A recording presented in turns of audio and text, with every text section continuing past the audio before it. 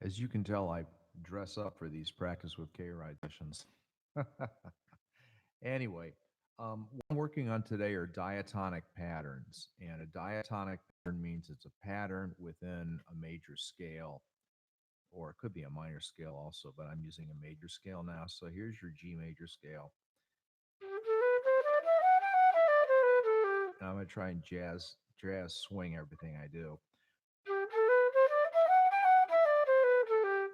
Now, this first pattern I came up with, and basically anybody can come up with a pattern, it's whatever you find appealing.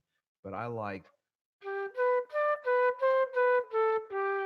that's 1 3 5 3 4 3 2 1, and in G major, and then transpose if you're on other instruments. But it's a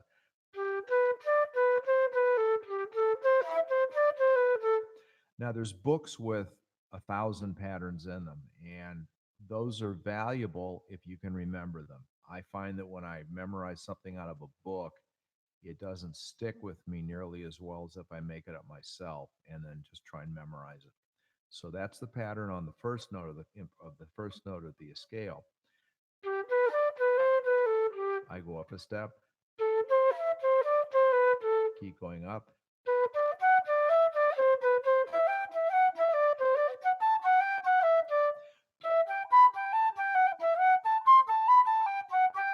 Now, of course, the thing to do with something like this is put a metronome to it and try and increase your speed. Now, I'm in a good scale for me, G major, so let's see if I can move this up. And this is how I practice. This is part of my warm-up routine, actually, is diatonic patterns currently. And warm-up changes, but no, actually, this is something I'm working on. It's not really a warm-up. So that's 66. I'll put that on 2 and 4. 2, 3, 4, 1, 2, 3.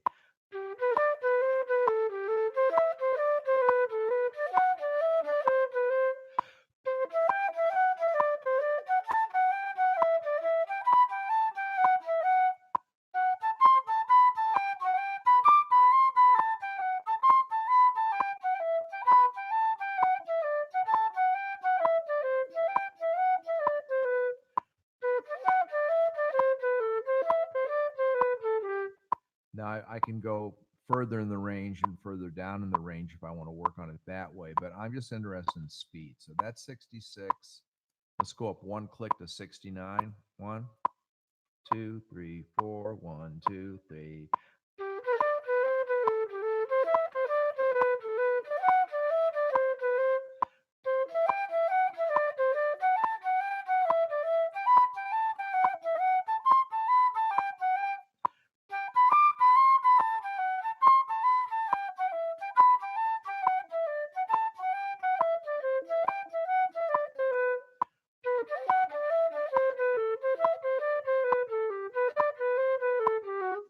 Now, what's interesting is the more I practice this, the more this becomes a feel, a finger, a muscle memory finger feel than a scale. I'm almost listening to it as if I'm an observer and just kind of letting my fingers do the work. All right, same thing. 2, 1, 2, 3.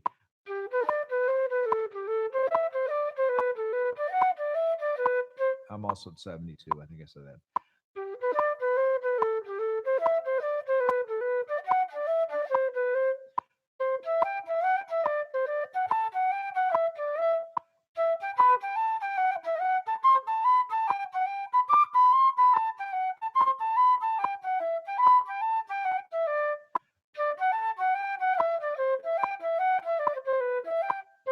Uh,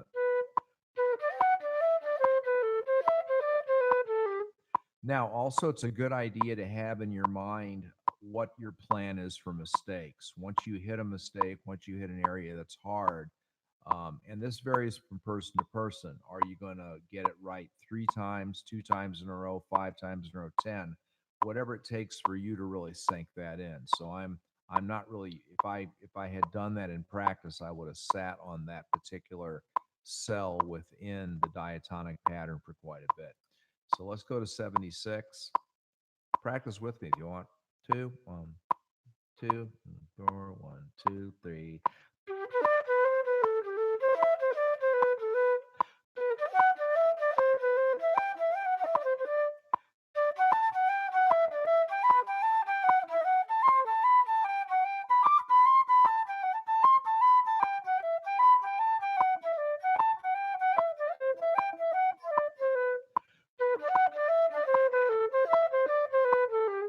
Now, the goal really would be to get that clean all the way up and down without the breaks. So I need to take more sip breaths where I take a real fast breath and keep playing. And it's the same for sax. You take a real quick sip breath, which is not a full breath, but a quick one in order to not break the pattern. So here's 80. 2, 1, 2, 3.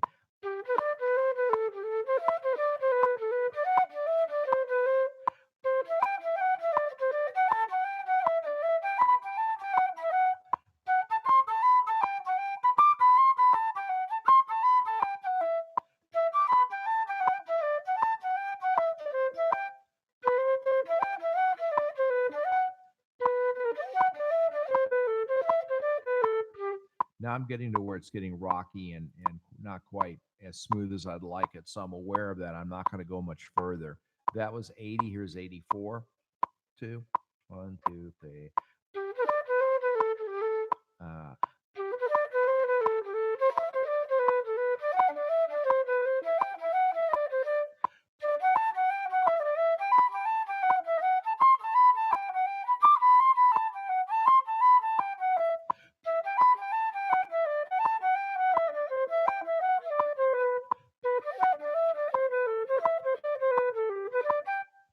Now, eventually, I want these so ingrained so I can actually use them. So I can go.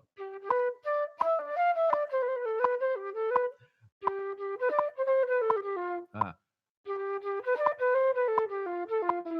so there, I used the pattern. I went down to the lowered seventh as if I was in the fourth bar of a blues.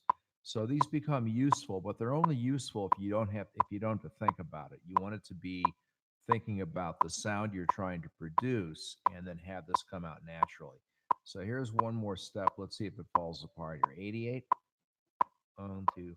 And you have to be willing to make mistakes. I mean, I know classical players that take jazz lessons from me, and one of the first things I have to do is say, look, you're going to make mistakes when you're improvising. I know in classical music, you beat a mistake over the head until it never comes out. But in jazz music, if you're going to experiment, you're going to try new things out. I think you're going to have to be ready to fail and then go ahead and figure out what you did wrong and change it. So that's just my philosophy. All right, so 2, 1, 2, 3. Or you can even change the rhythm. Uh,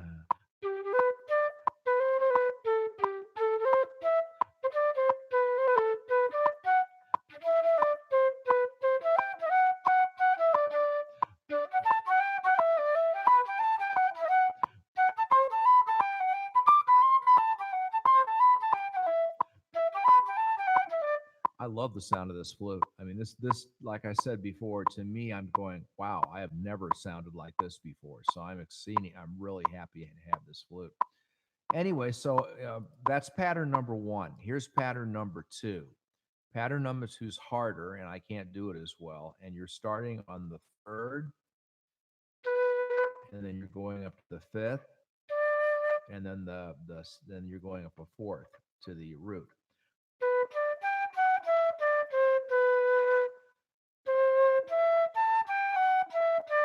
So real slow.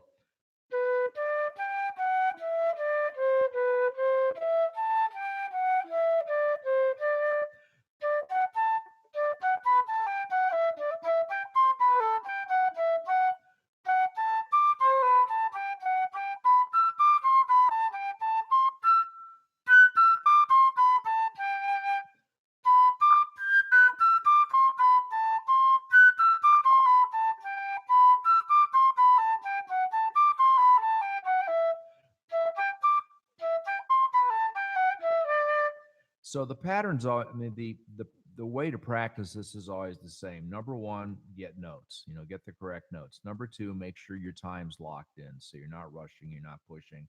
Three, then you start adding expressions and swing actually probably comes in there with time.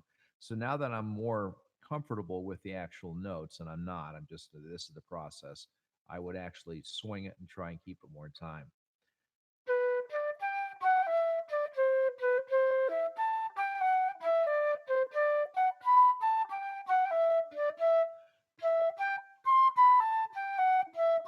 Now, what's cool is my fingers are finding these notes. I don't have time to think of them. So the fingers are going, he wants that note, and they're playing it. And that's the goal, is to instill the muscle memory in here to where everything plays itself.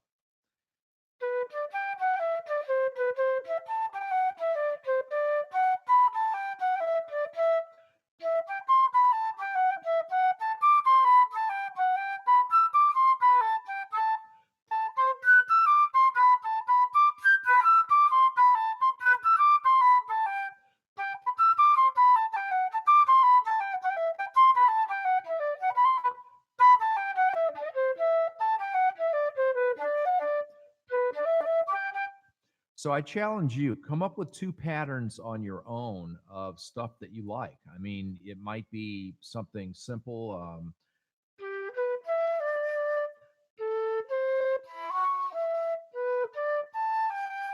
Whatever you find pleasing within a major tonality, or even do a minor. But the thing is to come up with a pattern and keep it consistent up and down the scale with time and with your jazz inflections, and you'll gain the facility of that scale.